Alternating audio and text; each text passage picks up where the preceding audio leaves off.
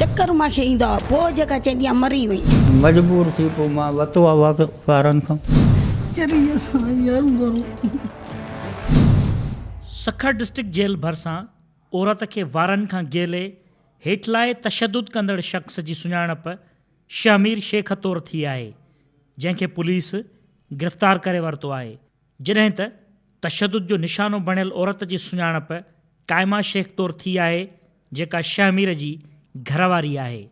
खेसि बि पुलिस बयानु ॾियण लाइ थाणे ते आंदो आहे। अच्छा, एस पी साहिबु इहो ॿुधायो त गुज़िरियल ॾींहुं हिकिड़ी वैगन मां औरत खे वारनि खां झले लाथो वियो, उन ॾींहुं सुञाणप न थी सघी, हाणे उनजी छा पोज़ीशन आहे, जवाबदार गिरफ़्तार थी वियो आहे, छा ॿुधायो आहे उन्हनि, छा इन्वेस्टिगेशन आहे तव्हांजी? जी, जीअं त तव्हांखे ख़बर त ॾाढो ई हसास मामिलो हुयो, इन जे करे पुलिस जूं असां 2 टीमूं ठाहियूंसीं, जंहिंमें अलहमदिल्ला उनजी प्रोग्रेस जे नतीजे में असांखे उहो हमराह बि हथु अची वियो आहे ऐं इहा जेका माई हुई उहा उनजी घरवारी आहे ऐं तक़रीबन 20 सालनि खां वठी उनजी घरवारी आहे, उनजी काई औलाद न आहे। इब्तिदाई तौर ते जेका इन्वेस्टिगेशन थी आहे त उन में इहा ॻाल्हि साम्हूं अचे थी त इन माई जो जेको आहे उहो ज़हनी तवाज़ुन थोरो ठीकु न आहे ऐं जंहिंजे करे इहो कल्ह वाक़ियो पेश आयो ऐं उहो न पई लहे, जंहिंजे करे हुननि खां वारनि खां छिकियो आहे। बहरहाल जेका बि कानूनी कार्रवाई आहे उहा असां कंदासीं ऐं वधीक हिननि खे मैजिस्ट्रेट जे साम्हूं पेश कंदासीं, जेको पोइ कानूनी थींदो त उन हिसाब सां उनजी मुताबिक़ असां हलंदासीं। ॿिन्ही ज़ाल मुड़ुसनि जी शादीअ खे त 25 साल गुज़री विया आहिनि, पर खेनि को बि औलाद न आहे, जंहिं करे हू अक्सर परेशान रहनि था। शमीर शेख पंहिंजी ज़ाल ते वेगन मां लाहे तशदुद करण जो एतराफ़ कंदे पुलिस वटि बयानु ॾिनो आहे त संदसि ज़ाल जो ज़हनी तवाज़ुन ठीकु न आहे ऐं वेगन मां हेठि न लहण करे खेसि वारनि मां पकिड़े गेले हेठि लाथो, जेका मुंहिंजी ग़लती आहे। चाचा, इहो ॿुधायो त कल्ह तव्हां पंहिंजी घरवारी खे वेगन मां वारनि खां झले करे लाहियो पिया, उनखे धक हयां, छा मसइलो हुयो, कहिड़ी ॻाल्हि थी वई? मसइलो ॿियो कोई बि न हुयो, हुनजो दवा मग़ज़ ठीकु न आहे, हिसाबी चकार हुयो, हुनखे चयोसीं त लहो पहुची वियाऊं, हिकु दफ़ो ॿियो दफ़ो टियों दफ़ो चौथों पंजो दफ़ो आख़िरकार लहे न पई, पोइ मां मजबूर थी वारनि खां वाक़ई वरितो। ॻाल्हि इहा ई आहे। किथां जा हो पाण? मां पाण पनिया कलाई। हिते सखर कीअं आई तव्हांजी घरवारी? सखर माइट आहिनि साईं, हे पुराणे सखर जी आहे मुंहिंजी घरवारी। त उते कीअं घुमण आई, छा मसइलो हुयो? उनजी मासी जेका गुज़ारे वई आहे, उनजो नालो चङो दिलि ते नथो चढ़े, उहो मूंखे नंबर हुयो न ॻोड़े जेको, गुज़ारे वई हुआ। हा, उहा जो गुज़ारे वई न, त मूंखे चयईं त मूंखे वठी हल, वठी त हलाईं तोखे सां बि चकर आहे, पोइ तूं वरी करें उते गोड़ सोड़, त पोइ वरी मिसाल त मथां अधु ॼण वीडे वारा अची विया त मां चयोमांसि बाबा न भरिजांइ, तॾहिं बि भरियो। ॻाल्हि इहा आहे। न त पोइ तव्हां हुनखे वारनि खां पकिड़े हुनखे विड़ो छो पिया? चवां थो त हू न पई लहे साईं, गाॾीअ वारा मजबूर थिया बीठा आहिनि, उहे चवनि वारो करे लाहे, वारो करे लाहे त असां वञूं। तव्हां हुनखे वठणु आया हुयो? कैसे?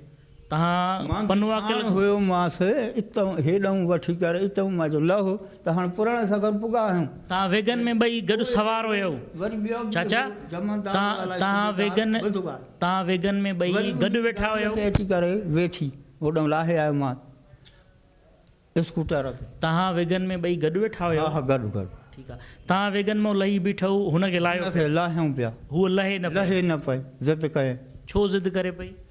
तवाज़ुन ठीकु न अथसि न मग़ज़ साईं, ज़हनी तवाज़ुन सही? हा, सही न अथसि। उनजे करे त मजबूर थी पोइ मां वरितो आहे वारनि खां साईं। पोइ तव्हां वार पटे ज़ोरी छिकी? मां छिके त मां हूअ छिके पई होॾे, सम्झी में, त हू मजबूर थिया बीठा आहिनि, थिया सुवारी वारा वारो करे लाहे। घणो अरसो थी वियो आहे शादी खे? शादी खे 20 सालनि खां मथे अञा थी विया हूंदा। ॿार बच्चा घणा आहिनि? कुझु बि न, हिकु आम ॿियो का। शादी खां वठी हिन जो ज़हनी तवाज़ुन सही न आहे या पोइ थियो अथसि? न, शादी खां ई वठी। हीअ त तव्हांजी घरवारी चए थी त हिन तशदुद करे करे मुंहिंजो अहिड़ो हाल करे छॾियो आहे। कुझु बि न, जो कसम ते मां ॻाल्हि मां खां न पत पियो त हुए, जेके हितां वारा आहिनि उन्हनि खां पुछी ॾिसो। इलाज कराईंदा हुओ?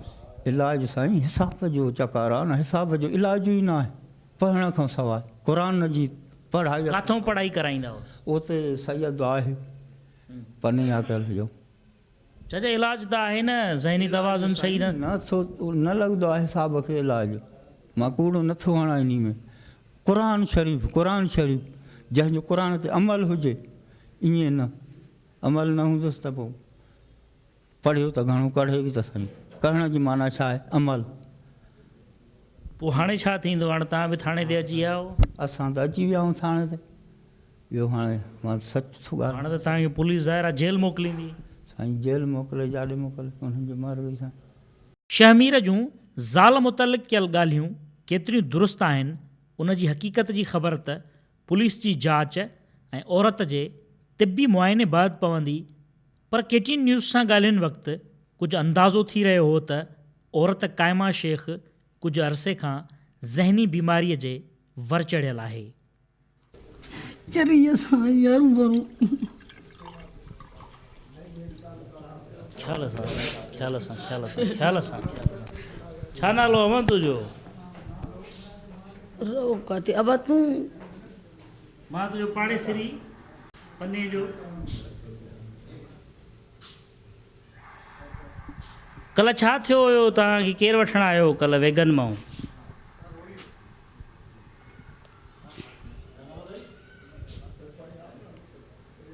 जी कल्ह तव्हांखे वेगन मां केरु लाहे पियो हेठि वारनि खां वठी? यादि अथव? पंहिंजो मुड़ुसु हुयो वेठी थोरो तेज़ ॿुधायो। छा? वेगन में वेठी हुया, गॾु वेठा हुआसीं। हा। पोइ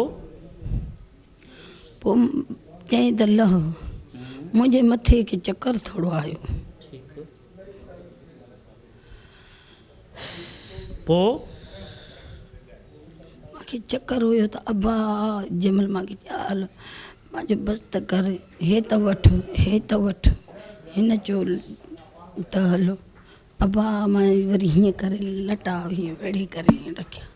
हिन जो चवाई तूं गैस राई छो थो करे? पोइ लटा हे कयईं त मां ॿिया लाथा नी त हे मूंखे छिके पियो वठि वठि। मां चयो अबा अबा ईअं कयां पई, मां न लहंदमि न वठंदमि। अच्छा, तव्हां वेगन मां छो न पिया लहो?